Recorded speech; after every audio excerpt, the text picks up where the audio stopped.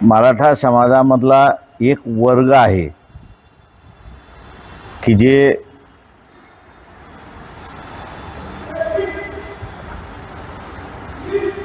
निजामी मराठा जो आहे आणि रयतेतला मराठा जो आहे, हे जोपर्यंत मराठा समाज ऐकत नाही, स्वीकारत नाही, तोपर्यंत मराठ्यांना न्याय मिळणार नाही अशी असणारी परिस्थिती आहे.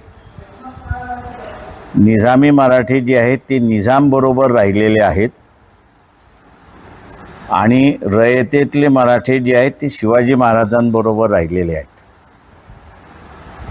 16व्या शतकातलं भांडण 22व्या शतकामध्ये सुद्धा चालले अशी असणारी परिस्थिती आहे.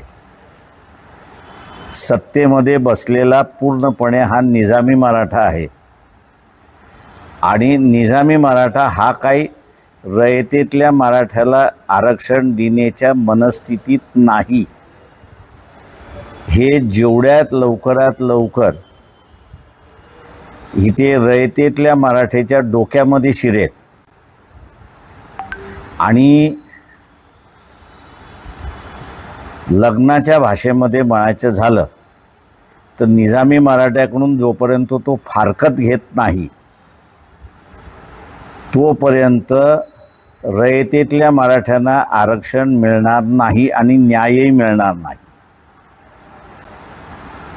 दोन गोष्टीने आहे, एक तर आरक्षणही नाही आणि दुसऱ्या बाजूला हा जो रयतेतला मराठा जो आहे तो 2, 3, 4, 5 एकरवाला आहे. रयतेतल्या मराठ्यांमध्ये असणारा श्रीमंत मराठा नाही.